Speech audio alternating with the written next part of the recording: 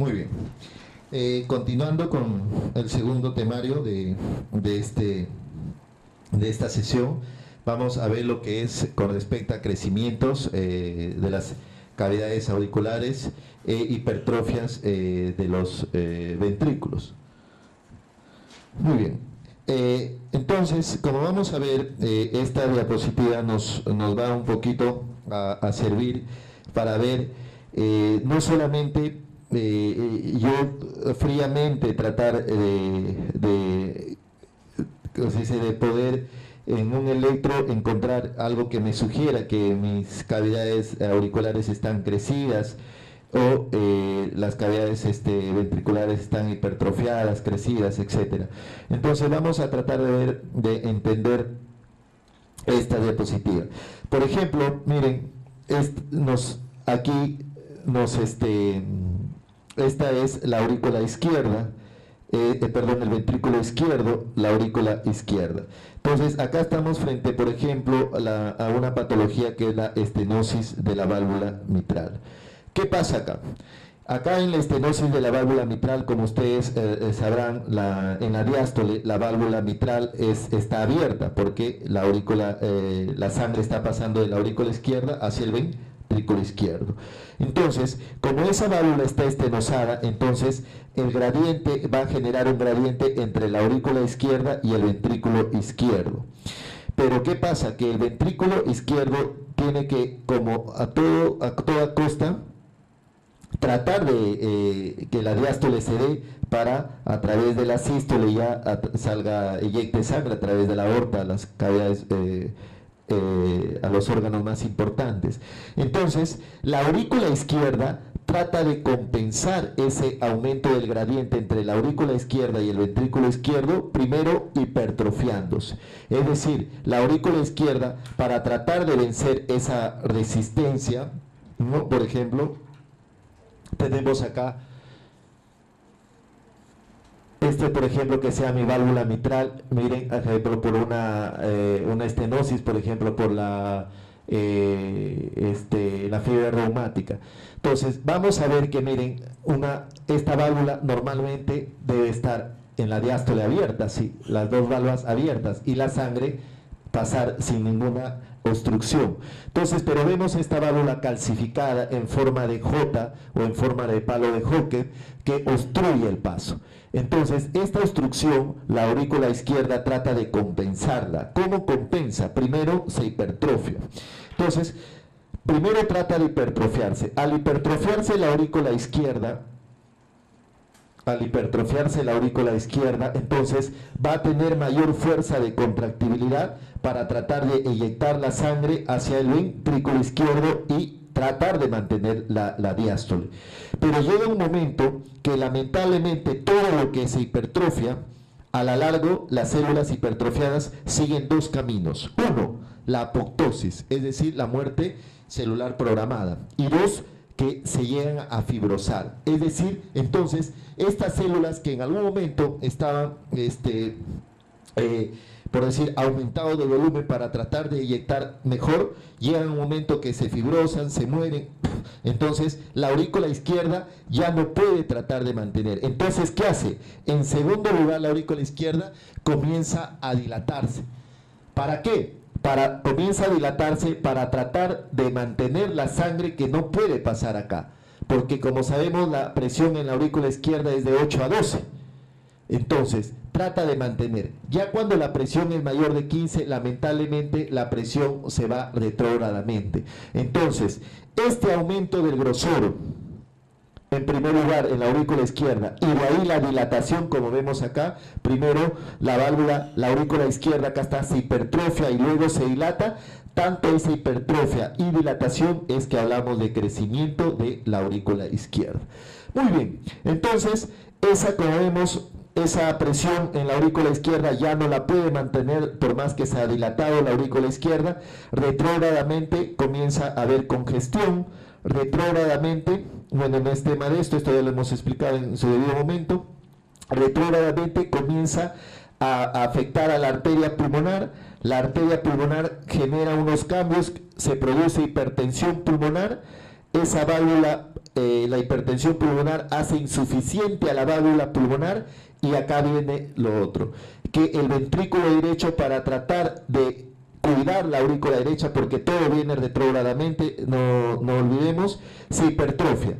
Después que se hipertrofia, se dilata. Al dilatarse, dilata la válvula mitral, igual, insuficiencia, la sangre está regurgitando, la aurícula derecha se hipertrofia, se dilata, y de ahí ya viene, no logran contener la presión a nivel de venas yugulares, etcétera. Pero esta diapositiva, la finalidad era para ver cómo, por ejemplo, en la estenosis de la válvula mitral me puede generar un crecimiento de la aurícula izquierda, me puede generar una hipertrofia del ventrículo derecho, hasta llegar momento a dilatar el ventrículo derecho, me puede generar un crecimiento de la aurícula derecha y a la vez una dilatación de la aurícula derecha. Si vamos acá a ver en enfermedades del pulmón, ya olvidemos esto, por ejemplo, en una enfermedad del pulmón, por ejemplo, la fibrosis o el EPOC, entonces eso me va a afectar acá al lado derecho del corazón y me va a dilatar las cavidades derechas en enfermedades, por ejemplo, del pulmón. Entonces, cuando yo tenga mi electrocardiograma que me sugiera crecimiento de cavidades, entonces yo tengo que buscar qué patología me puede estar produciendo ese crecimiento. Muy bien, entonces ya vimos nosotros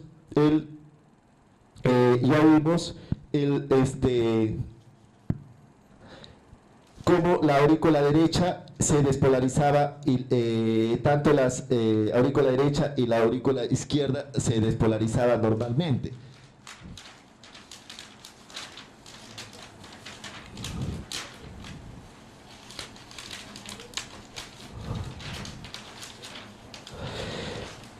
Muy bien, entonces miren, acá la despolarización de la aurícula derecha, miren, es un vector que se va hacia abajo por la misma ubicación anatómica del corazón.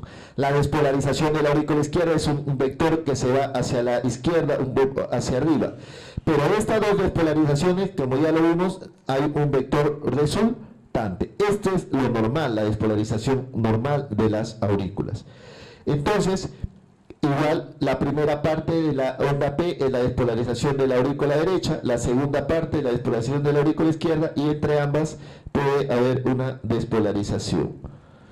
Muy bien, entonces, cuando a mí me va a sugerir por ejemplo, problemas de hipertrofia o de auricular derecha o de crecimiento de la aurícula derecha, en enfermedades, como les decía, cardiopatías congénitas, en el EPOC, en tetralogía de Fallot, en embolismo pulmonares, entonces me va a producir un crecimiento de la aurícula derecha.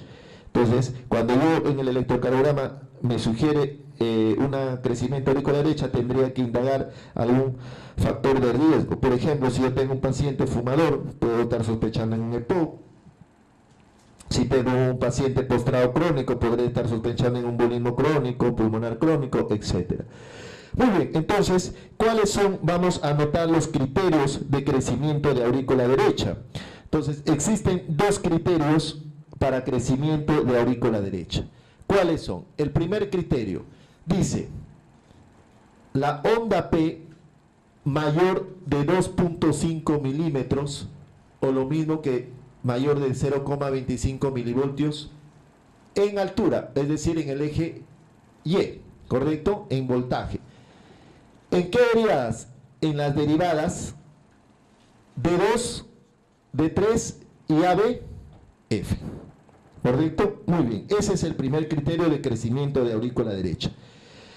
Como ya sabemos, acá para hacerle recordar, la onda P en la derivada V1 era bifásica, tenía una parte positiva, una deflexión positiva de la despolarización de la aurícula derecha y una deflexión negativa de la despolarización de la aurícula izquierda. Entonces, no olvidemos esto, porque por aquí va el segundo criterio. Entonces, el segundo criterio dice: en V1, es decir, en la derivada 1, la deflexión positiva es mayor que 1 milímetro, tanto en tiempo. Si es mayor que 1 milímetro en tiempo, será mayor que 0,04 1, 2. Es mayor que 1 milímetro tanto en tiempo como en voltaje. Es decir, será mayor que 0,1 milivoltios. Entonces, esos son los dos criterios de crecimiento de la aurícula derecha. Entonces, miren, si se dan cuenta, acá estamos viendo la derivada onda P, la derivada de 3 en la derivada de 2, ¿correcto? Y ABF. Entonces, ¿pero por qué en esas derivadas? Entonces, veamos, mírenme. Yo tengo acá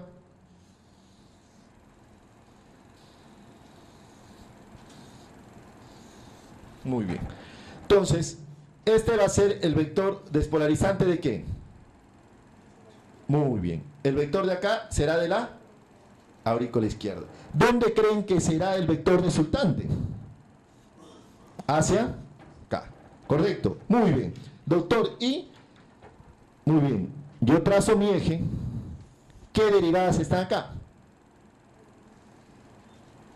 De 2, ABF y de 3. Entonces, el crecimiento del componente de la aurícula derecha, correcto, entonces cuando la aurícula derecha crece, el vector resultante se va a mirar a las derivadas de la cara inferior. Por eso es que el criterio es onda P mayor de 2.5 milímetros en las derivadas de 2, de 3 y AF. Esta es la famosa P pulmonar, correcto, muy bien. Doctor, ¿y V1? Muy bien. Trazamos acá. ¿V1 está acá o no? ¿Cuál es su primer componente? Este grande. ¿Y el segundo componente? El de la aurícula izquierda. Esto debe ser mayor que 1 milímetro, tanto en altura como en X. ¿Correcto? Por eso es que, entonces, este es el segundo criterio de el crecimiento de aurícula derecha. ¿Correcto? No olvidemos. Muy bien. Ahora, crecimiento de aurícula izquierda. Si yo tengo un electrocardiograma que me sugiere crecimiento de aurícula izquierda, aquí está la estenosis mitral, la insuficiencia mitral, la misma hipertensión, la insuficiencia aórtica. Entonces, me va a sugerir crecimiento de aurícula izquierda. Entonces, muy bien. Igual, ¿cuáles son los criterios de crecimiento de aurícula izquierda? Entonces, en crecimiento de la aurícula izquierda existen 3 criterios, que lo vamos a ver. Muy bien. ¿Cuál es el primer criterio? Dice, la onda P mayor que 3 cuadraditos o mayor que 0,12 segundos. ¿En qué? En el eje del tiempo. ¿En qué derivadas? En D2, ¿correcto? En D2, en D1, en ABL, B5 y B6. En esas derivadas. El segundo criterio dice, en V1, la deflexión negativa será mayor que 1 milímetro, igual, tanto en el eje X como en el eje Y. Y el tercer criterio es una onda P mellada, la famosa P mitral. Acá no olvidemos, esta es la famosa P pulmonar. Una P mellada, onda P mellada, la famosa P mitral, en las derivadas igual, de 2, de 1, ABL, V5, V6. Pero ojo, que esa melladura debe ser mayor que 1 milímetro, tanto en anchura como en altura. En otras palabras, si yo tengo un electrocardiograma así, eso no es onda P mitral. Yo tengo que tenerla así. Que esta, como jorobita, sea mayor que 1 milímetro, tanto en altura como en ancho. Entonces, eso es el tercer crecimiento. Muy bien, doctor, ¿y cómo así? Vamos a verlo. Entonces, acá mismo, miren, tengo ahora el componente de la aurícula derecha. Acá es el componente de la aurícula izquierda, ahora está grande. ¿Hacia dónde cree que se iría el resultante? Hacia la izquierda. Trazo mi eje. ¿Quién está acá? D1. ¿Quién está acá? ABL, y acá está D2, por eso en ellos. Y si trazo el de acá, B6 y B5. Por eso cuando ustedes en su libro lean, ya saben, van a encontrar, cuando lo repasen, ya saben por qué en esas derivadas, ¿ya? Porque por la misma distribución. Y lo mismo pasaría en 9.1, para ver el otro criterio. En 9.1 va a estar acá o no. Su primer componente, la deflexión positiva de la despolarización de la aurícula derecha. Y el segundo, grande, de la deflexión de la aurícula izquierda. Entonces, esos componentes va a ser de crecimiento de la aurícula derecha. Ahí tú tienes ese electro y lo vas pasando a ver qué te sugiere. Y acá tengo otros para que vean. Están las dos crecidas ahí. Ese es interesante que te lo digo. A ver, es de ambas.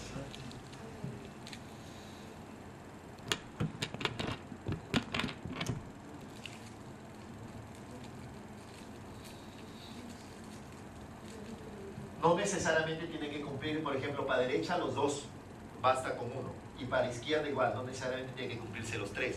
Con uno más que su fin, 100.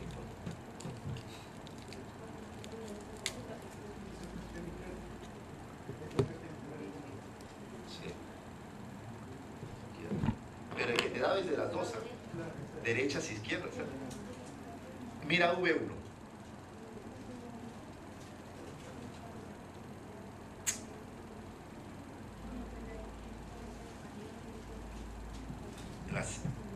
La segunda componente es mayor que 1 milímetro.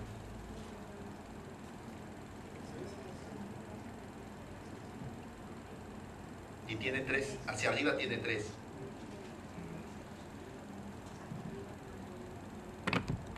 Entonces, chicos, en la FA, para que ustedes, ¿cómo te sugiere crecimiento de aurícula izquierda? Y generalmente un paciente con FA, ya que tengo 5 años ya de especialista, más 3 de residencia son 8 ya. Generalmente un paciente con FA va a haber crecimiento de aurícula izquierda, sobre todo en el ecocardiograma cuando hago, ya sea por hipertensión, valvulopatía, siempre encontrar. Entonces, ¿cómo a mí me sugiere crecimiento de aurícula izquierda en la FA? Si no hay en teoría onda P. Muy bien. Nosotros en la fibrilación en general hablamos de unas famosas, ¿cómo se llaman estas ondas? F minúsculas, ¿correcto? Oscilaciones, no me sugiere una buena contracción auricular. Muy bien. Cuando en la derivada V1, esas oscilaciones, esas ondas F, son mayor que 1 milímetro, sugiere crecimiento de aurícula izquierda. Entonces, cuando en la derivada V1 esas oscilaciones es mayor que 1 milímetro, me sugiere crecimiento de aurícula izquierda en una FA. Muy bien, entonces ya vemos. Sí.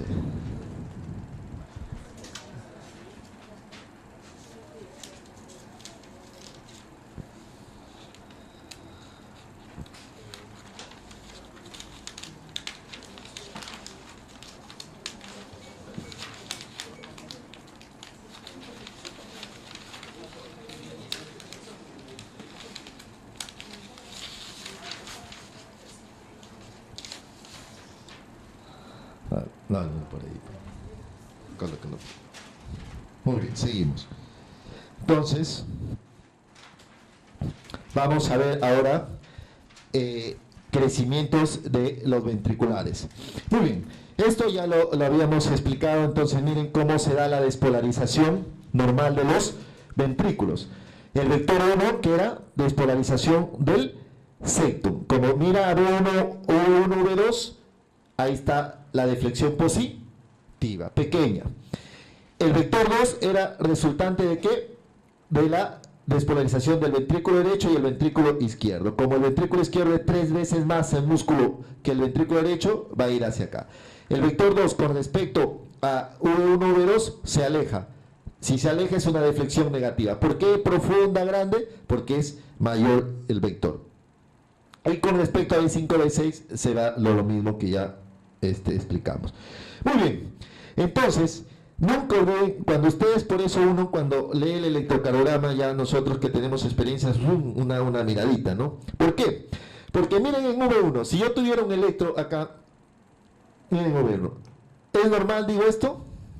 No, porque yo ya sé que es pequeño y eso, entonces digo, acá va a pasar algo. Entonces, ¿cuáles son los criterios? Hay varios, pero el criterio generalmente para su nivel es uno, que en V1, esto es hipertrofia del ventrículo derecho, en V1, R es mayor que 7 milímetros, ¿correcto?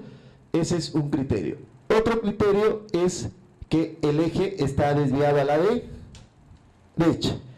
Y otro criterio es que en V1, V2 vamos a encontrar este patrón, generalmente T negativas, tanto en V1, V2, o sea, puede haber un descenso LST con T negativas, pero el principal criterio es el de acá. Muy bien, entonces vamos a ver que eso también sale de